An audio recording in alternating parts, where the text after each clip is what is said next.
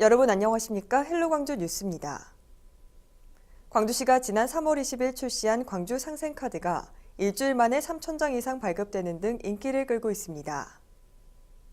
체크형 광주 상생카드는 3월 27일까지 8일 동안 광주은행에서 같은 기간 발급한 다른 체크카드보다 2.7배 이상 발급됐으며 선불형은 광주은행 타 선불카드 판매액의 2.8배 상당이 판매됐습니다.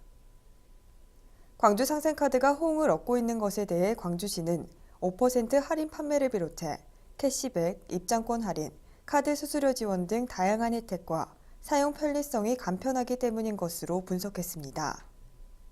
한편 광주 상생카드는 광주은행 영업점과 홈페이지, 모바일 웹 등을 통해 발급받을 수 있으며 백화점 대형마트 등을 제외한 지역 내 9만여 개 가맹업소에서 사용할 수 있습니다.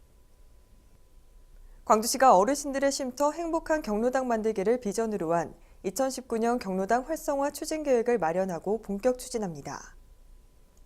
계획안에는 경로당을 어르신 종합복지센터로 개편, 경로당 운영 프로그램 대폭 확대 등의 내용이 담겨 있습니다. 이에 따라 광주시는 매년 일정 규모 이상의 경로당 5곳 내외를 공모해 내부 공간 리모델링을 지원하고 경로당 광역지원센터와 연계해 여가 건강관리, 교육 등 여가 프로그램을 보급할 계획입니다.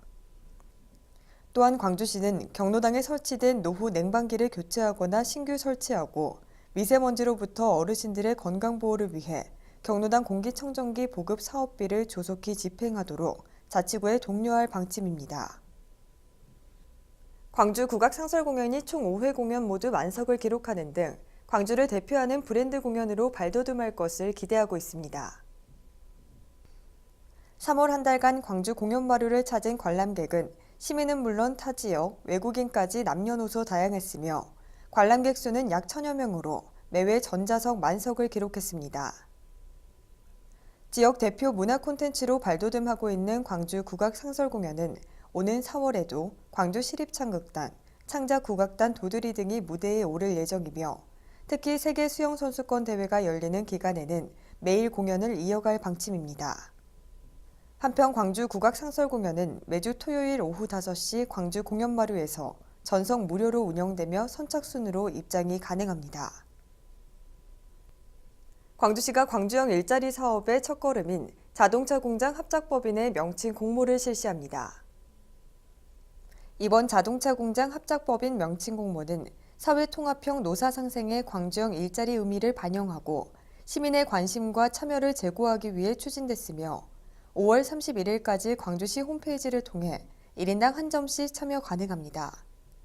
기간 내 접수된 제안은 상징성, 독창성, 대중성 등을 기준으로 1차 심사 후 상표권 등록 가능 여부 점검 및 최종 심사를 통해 최종 수상작 22건에 대해 총 450만 원의 상금을 수여할 방침입니다.